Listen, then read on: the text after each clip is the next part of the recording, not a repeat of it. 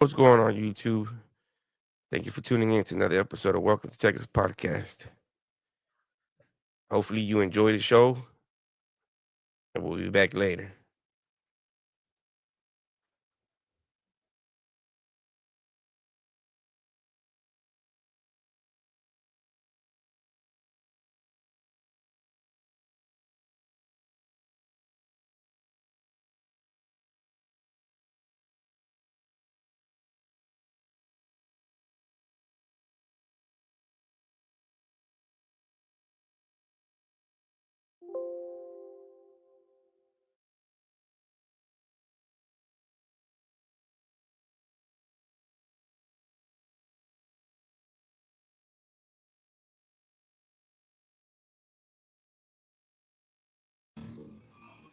Forced into enslavement or made a prison wife. You can be turned out through brute force, or they get you with threats and their con games. In the South, roughly 85% of the prison population is black, 15% white. Most of the victims tend to be white. Mindy started as a prison boy. The game is in the penitentiary, a set of rules dealing with homosexual activity. You got what you call boys and sissies. Then you got your man. Your man, the penitentiary daddy, the sissy, the reigning queens, the boys, punks, turnout errand runners. I was looked at to be turned out, what they call fresh meat. I've had knives pulled on me.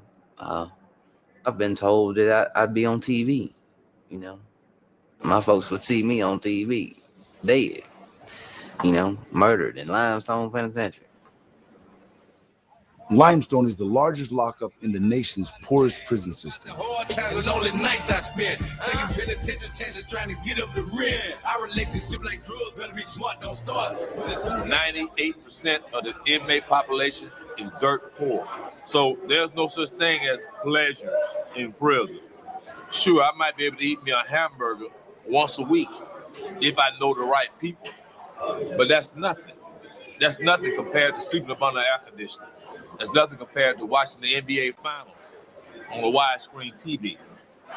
This is a world within a world. You got everything under the sun here. You got homosexuality, run rampant. You got gambling. You got gangs. You got everything.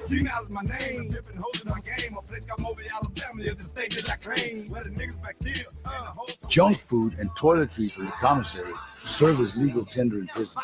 Cash money is illegal, and any item not purchased from the prison store is contraband. So bags of instant coffee and candy are the money in the underground economy.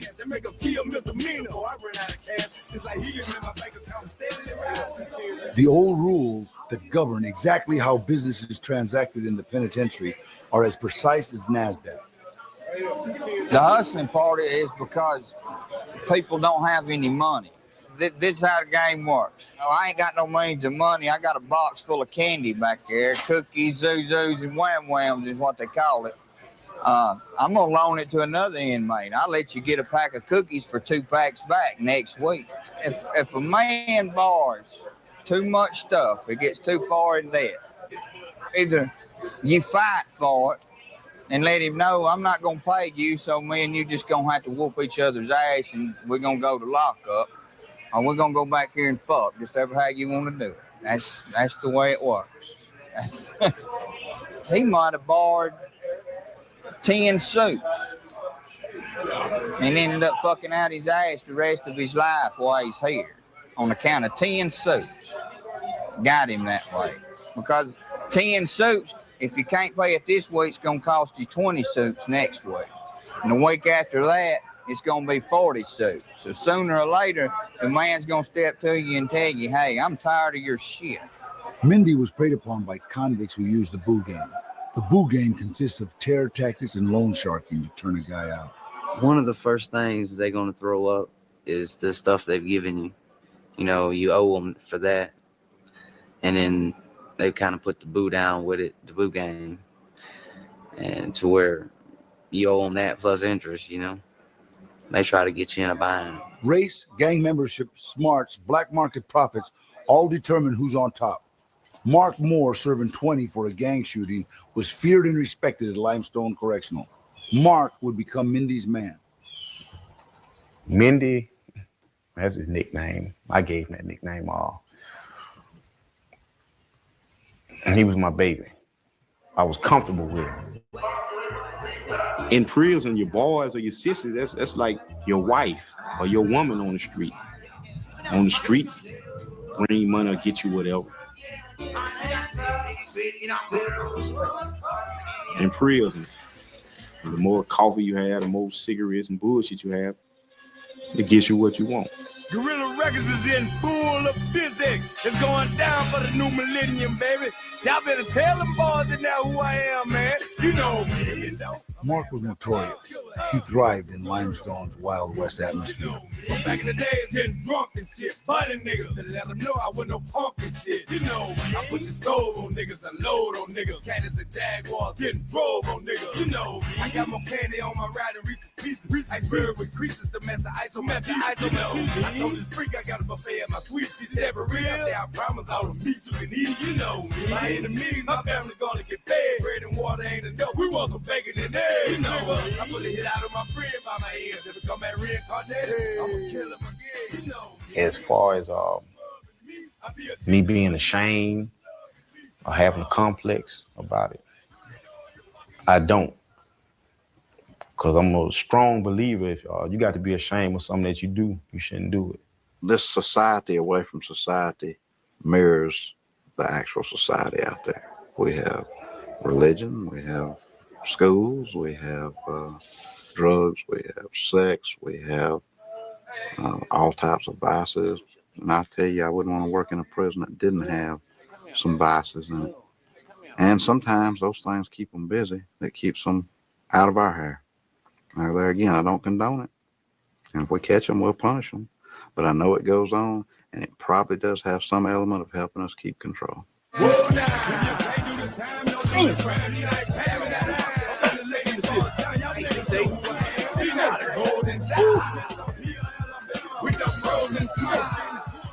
more shit, like coffee and cigarettes, things like of that nature that I got, the more I wanted. The more boys that I picked up, the more I wanted. It became a challenge to see a pretty little young boy come in and everybody shooting at him, everybody trying to get him, everybody trying to pull him in. So it became a challenge. It made my dick hard to chase him, to see if I could get him before anyone else. I met Mark on the chain gang. I would say it was in 98. I wouldn't talk to him for the first couple of days because I was too scared. But then after that, I kind of loosened up a little bit and I got high with him. He was running a store, and I had a person I was looking out for as far as loaning him stuff. So I'd go to Mark and get stuff and loan it out for a money order or whatever, and just pay Mark off. So that's how we got acquainted, was just through business. He came to me, Mindy came to me and requested to be with me. You know what I'm saying?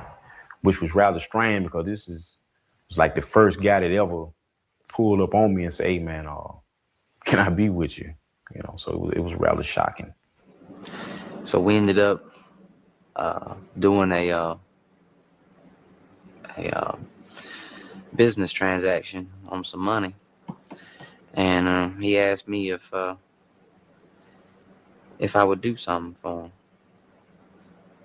And I told him yeah. Of course, at the time I said that, I didn't have that in mind, but that's what it ended up being. So, from that point on, I didn't really kick it with nobody else for A little over 2 years. Mindy was not the only one to join Mark's makeshift clan. There was Hips, a forger. He began as a prison wife. It's really not just a sex thing. It's about having a companion, somebody that you know is your friend. I got Hips through a partner of mine. Hips went to the street and come back to prison. When he got to the camp, he owed out like $300-400 worth of shit. When he first got there, from before when he was in prison. And we were business partners. Okay, when I left and he left, we met up again here at Limestone in 2000. Okay, and it was the same scenario. Mark had a boy, David Mendenhall. Okay, and I run tattoos, run a store, and hustled. All right, so me and Mark started running the store again together, hustling, trying to make more money and more money and more money and more money. And before you know it, I ended up with 2 boys, and he ended up with 2 boys, and we called it a family. And when he wasn't around, I watched all of them. And when I wasn't around, he watched all of them. I got a family of my own, a son and a wife. You always said that I could be whatever I wanted to be. I once was blind, but now I see you made men out of me. So get high with me and get high with me. It's a good thing to take this way. We partied together. We had sex together. And, you know, we fought together. And we was there for each other. The relationship that we shared was really like the relationship I had with my child's mother. I mean, we were so compatible. We were, you know what I'm saying? We had so much in common. We developed great feelings for one another. He was like my shadow. Everywhere you seen me, you seen him. We were best friends. It wasn't, the relationship wasn't based on sex, you know, me fucking him in his ass. It was more than that. You know what I'm saying? I cared deeply about him. And we was there for each other through this, you know, whatever situation. So that caused me to have feelings about him, you know, because as good as he was, you just, you know, you don't find too many people that's gonna be that good to you. Not in this place. So that was something new to me. And that's something I respected. I woke up, first thing I wanted to see was him. Before I went to bed at night, the last thing I wanted to see was him. I love him. There you go, man. In a sense, Mark had been turned out by his own boy. He fell in love with Mindy, and in prison that made him vulnerable. But Mark wasn't one to lose control of the situation. He reminded Mindy that it was his job to lure newcomers into their circle. And David Mendenhall, he worked on radios, and he'd fix my radio and everything. We got to talking, eating together, you know, drinking together. We'd do a little drugs together, and we became friends. I had never turned a boy out or had a boy or anything, and that wasn't my objective. You know, I was just supposed to pull him away from the other people he was kicking it with and to kick it with us. They never threatened me, and basically they give me anything I wanted, you know, watches, clothes, boots, shoes, anything I wanted I could get. His family had cut him off. Mail calls came with no letters from home and no money on the books. Survival was looking grim. When my folks quit looking out for me, I felt betrayed. I felt like I didn't deserve that. I was at my lowest self-esteem, so I had to find a way to pick me back up, make me happy, you know, make the best out of a bad situation. And Mark and Mendenhall, they did that. I turned out. Basically, he said he wanted someone to be real with him, someone to give him attention and affection.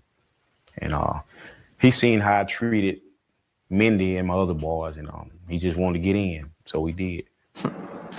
So we called him Youngin. He just trusted me, you know, with his feelings and everything else, more whatever he thought about, you know, he felt he could talk to me.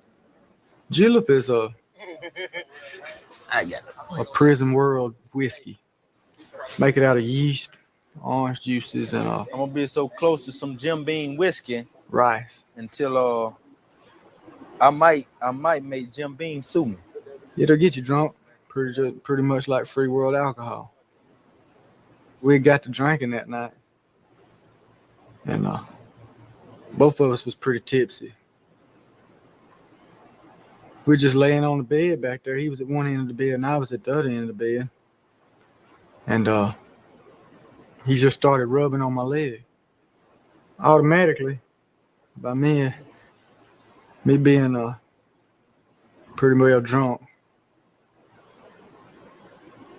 I had began to become erect, you know, and I didn't have any complex about it. You know, I already liked him. He's a good looking dude. Everybody liked him. Everybody still likes him. Part of the family now, Eddie was looked after by Mark's gang, especially by an older wheeler dealer, Jerry Gaskins, JG. I'll make sure you have something to eat every night. You know, I'll make sure you have something to smoke. I'll make sure you have some coffee. But I'm not never giving it to him directly. He's getting it from one of my boys. And for me, my boys get my boys. You know what I'm saying? They tell them the type of person I am, you know what I'm saying? The benefits that they have being with me. Say like if a new guy came today and I just pull up on him, start talking to him, spending time with him, giving him advice, he would owe me. Got some gas. I got some gas. You got some money? Yeah, I got some money. It smell like bell. Come on now, don't get your nose all in me. What you want to do? I ain't finna just buy this shit, man. I'm and telling you some gas. What you want to do? JG, that's my righteous dog. Y'all bullshit, man. Where did all the cup at? Son, give me that cup. I'm just gonna buy your shit. It's like he's like the older brother that I never had. Yeah. You don't, hey, look, you ain't gonna just be drinking my whiskey, right? That's all you getting now. JG loved to get his boys hooked on whatever, That's gas, ain't it? and just as quick, snatch it away. I'm gonna tell you, gonna get robbed. No, you ain't Trying finna to sell rob. us some bell wall. We all right, man. Ain't no robbing here, bro. They give me I 10. tell you what. I don't want no